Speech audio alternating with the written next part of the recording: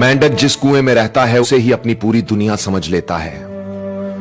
वो ये जानना ही नहीं चाहता कि उस कुएं से बाहर भी एक बहुत बड़ी और खूबसूरत दुनिया है। वो कुएं की मोहब्बत के राग गाता गाता एक दिन उसी कुएं में डूबकर मर जाता है और यूं उसकी जिंदगी अंधेरे में शुरू होकर अंधेरे में ही खत्म हो जाती है।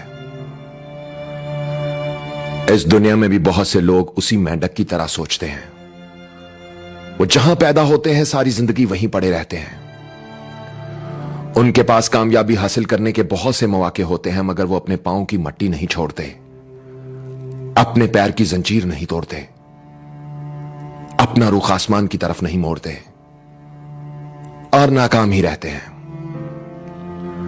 चलिए इसी बात को एक मुख्तसर कहानी की मदद से समझने की कोशिश करते हैं।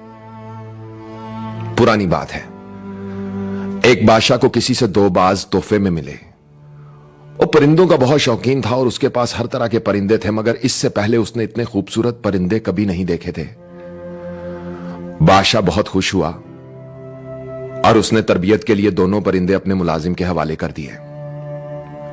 कुछ अरसा गुजरने के बाद एक दिन वो मुलाजिम बादशाह की खिदमत में हाजिर हुआ और बोला, बादशाह सलामत, आपने जो 2 परिंदे तरबियत के लिए मेरे हवाले किए थे उनमें से एक परिंदा तो बहुत ऊंची उड़ान उड़ने लगा है, मगर दूसरा जिस दिन से आया है अपनी शाख से नहीं उड़ रहा। बादशाह ने यह सुना तो उसने अपनी रियासत के तमाम मुआलजों और जादूगरों को तलब कर लिया, लेकिन 1000 कोशिश कर लेने के बावजूद कोई भी उस बाज को ना उड़ा सका। वो जिस शाख पर बैठा था उसी से चिमट कर बैठा रहा। बादशाह ने अपने तमाम मशीरों को बुलवाकर उनके सामने यह मसला रखा, मगर कोई भी इसे हल करने में नाकाम रहा।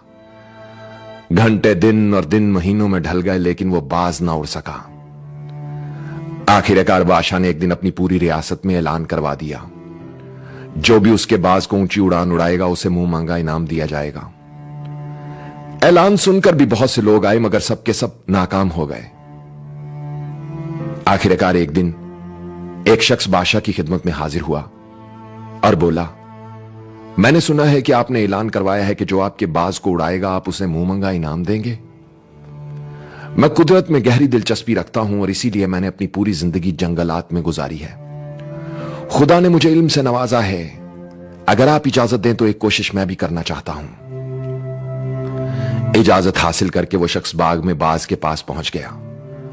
बादशाह को लगा कि यह भी दूसरे लोगों की तरह नाकाम ही रहेगा, मगर कुछ ही देर बाद वो शख्स वापस आया और बोला, बादशाह सलामत, आप जाकर देख सकते हैं, मैंने आपके परिंदे को उड़ा दिया है और वो हवा में ऊंची उड़ानें भर रहा है। बादशाह हैरान हुआ और फौरन महल से बाहर आया तो देखा बाज हवा में उड़ रहा था।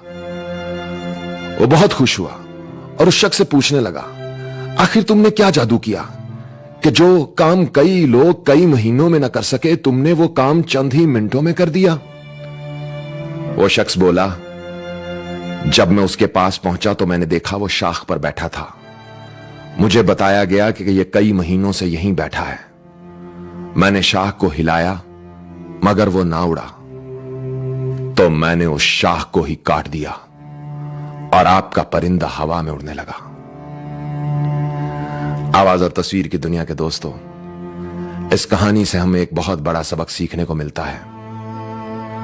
अगर तुम अपनी सहूलतों और आसाइशों से बाहर नहीं निकलोगे तो तूफानों का मुकाबला कैसे करोगे?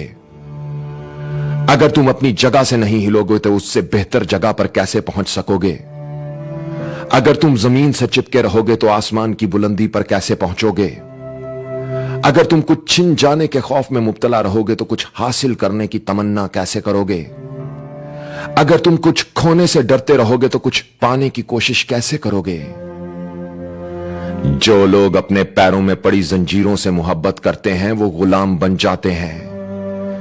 जो लोग रोशनी से खौफ खाते हैं तारीकियां और अंधेरे उनका मुकाम बन जाते हैं। जो आराम और आसाइशों से मोहब्बत करने लगते हैं वो आजमाइशों का मुकाबला करने के काबिल नहीं रहते। और जो परिंदे अपने घोंसलों में पड़े रहते हैं पर रखने के बावजूद हवा में उड़ने के काबिल नहीं रहते। दोस्तों, इस कहानी से अगर आपको कुछ अच्छा सीखने को मिला है तो इस वीडियो को अपनी टाइमलाइन, पेजेस और ग्रुप्स में शेयर करें।